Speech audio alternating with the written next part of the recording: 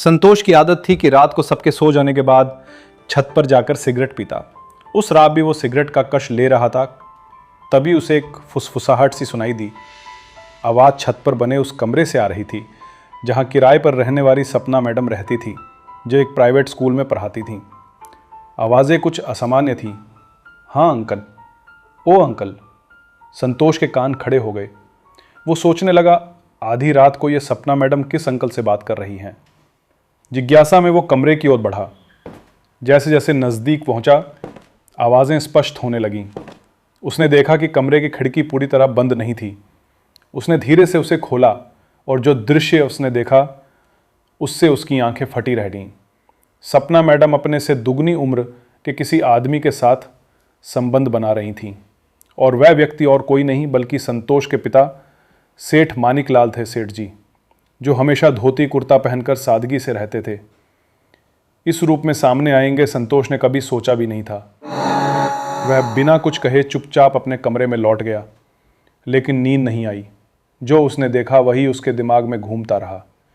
तभी उसके चेहरे पर हल्की मुस्कान आई। वह कुछ सोच चुका था। सेठ मानिकलाल जबलपुर की मंडी में अनाज के बड़े व्यापारी थे। प्रतिष्ठा और इज्जत में कोई कमी नहीं थी। उनका बेटा संतोष कॉलेज में पढ़ता था। एक दिन उनकी पत्नी कमला देवी ने कहा, इतना बड़ा घर है, ऊपर का हिस्सा किराए पर दे देते हैं, सफाई भी हो जाएगी, कुछ पैसा भी आएगा।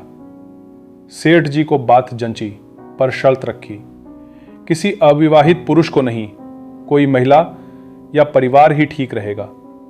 कुछ दिन बाद एक स्कूल टीचर सपना मैडम ने कॉल किया और कुछ बातचीत के बाद ऊपर के कमरे किराए पर मिल गए। संतोष जब पहली बार सपना से मिला तो वो उसे बेहद सुंदर लगी। मन ही मन वह उनसे जुड़ाव महसूस करने लगा। एक महीना बीता। संतोष की रात की छत पर जाने की आदत जारी रही। एक रात उसे फिर वही आवाज़ें सुनाई दी। इस बार वो तैयार था। उसने हिडन कैमरा मंगाया और मौका देखकर सपना के कमरे में फिट कर दिया। रात को मोबाइल से लाइव देखा।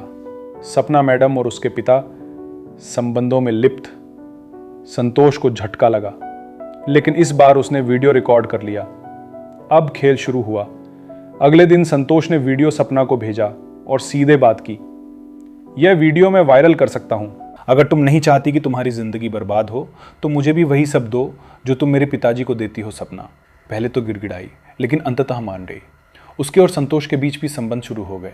वह अब दो नावों की सवारी कर रही थी, एक तरफ सेठ जी, दूसरी ओर संतोष।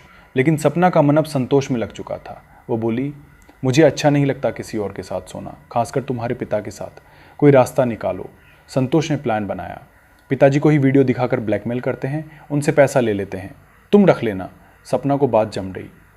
नया सिम लेकर सेठ जी को वीडियो भेजा और 20 लाख की डिमांड रखी। सेठ जी घबरा गए, सपना से उलाहना देने पहुंचे, लेकिन सपना ने पलटकर कहा, मुझ पर शक क्यों, कैमरा तुम्हारे ही घर में लगा था।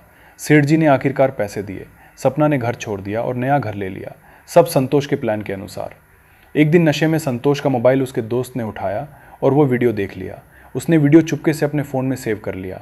अगले दिन वही वीडियो शहर भर में वायरल हो गया। सेठ जी की इज्जत मिट्टी में मिल गई।